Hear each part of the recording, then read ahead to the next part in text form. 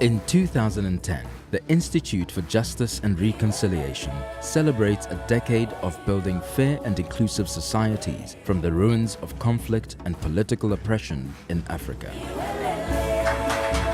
Born in the wake of the Truth and Reconciliation Commission in South Africa, the IJR sought to continue the task of promoting justice and reconciliation. Quite rightly, the TRC had not dealt with everything, and so it was important to have something like this institute reminding all of us that reconciliation is an ongoing process. We planted a seed.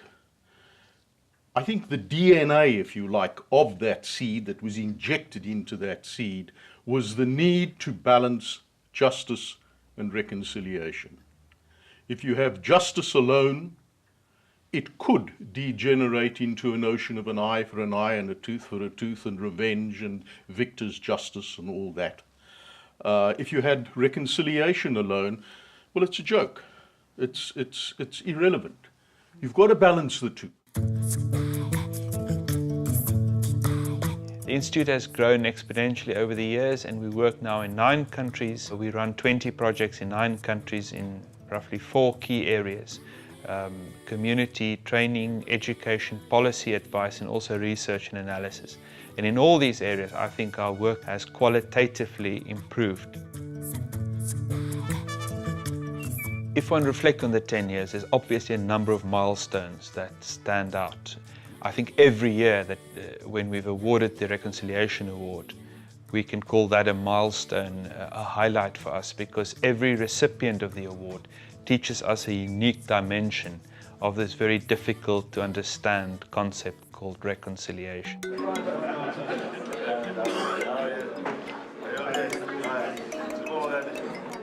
The purpose of this seminar was to have an exchange of ideas between government officials, civil society representatives, academics, and also South African counterparts to discuss the challenging issues of how to lay the foundations for peace and reconciliation in Zimbabwe. It does demonstrate that IJR is indeed becoming one of the leading organizations on the issues of justice and reconciliation on the African continent.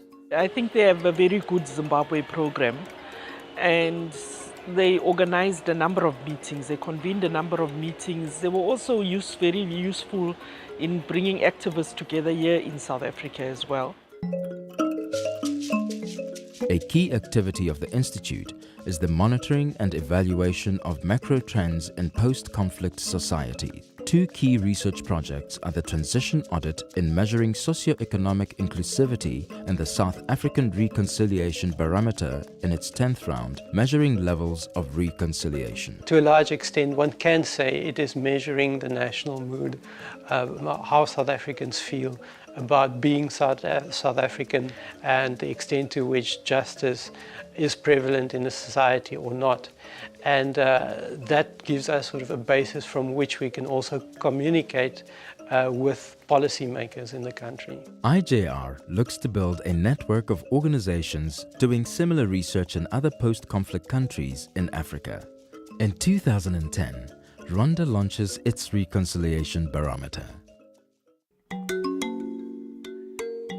The Institute was humbled to receive the UNESCO Prize for Peace Education in 2008. This was an international acknowledgement of the Institute's work in promoting reconciliation through their groundbreaking Turning Points in History series. Reconciliation, as it impacts on ordinary citizens, is a key focus of the Institute. Reconciliation through education institutions and community engagement are an important priority in the work of the Institute in South Africa and increasingly elsewhere in Africa.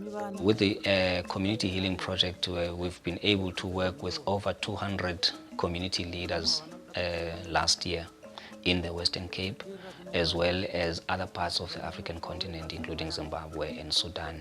The Community Healing Project focuses on community leaders and the ethos of working with inclusivity in communities.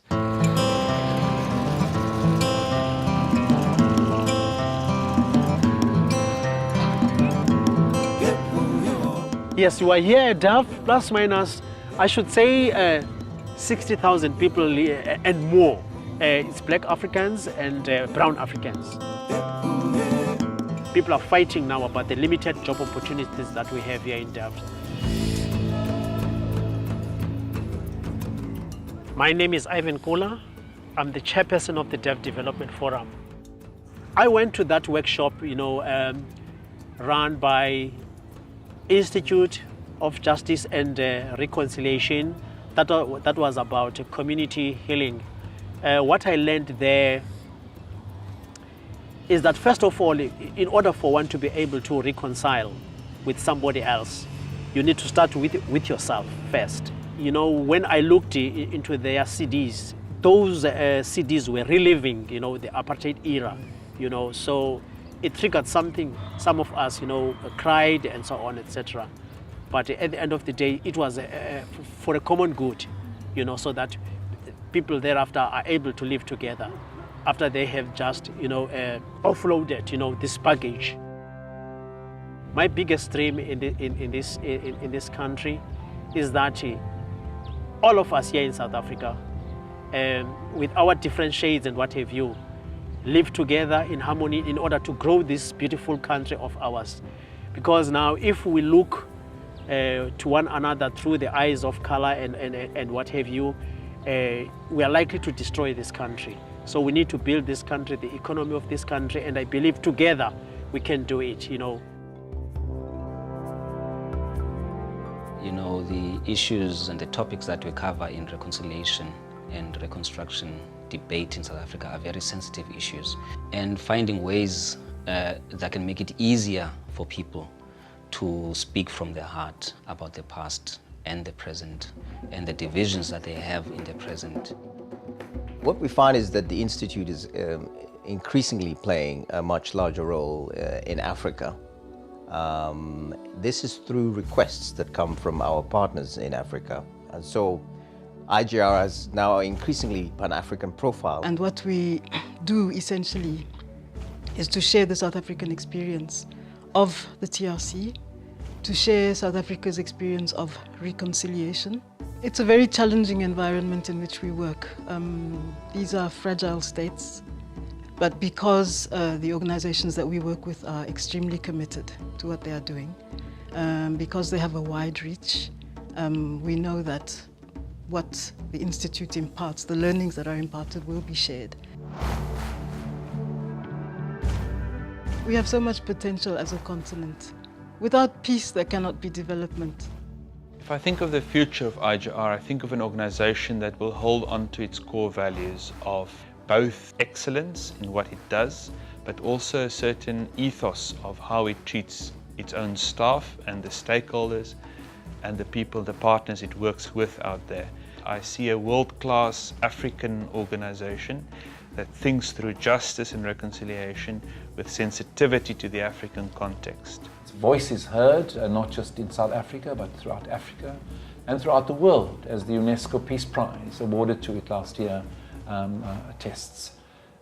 It has wonderful publications, high-level publications, but speak of common problems, ordinary problems, but in profound ways, in very challenging ways. My stepchild has grown to be an attractive adolescent. I will be watching the progress of the Institute with keen interest in the years ahead. The price of peace is vigilance. The Institute for Justice and Reconciliation is not sleeping on the job.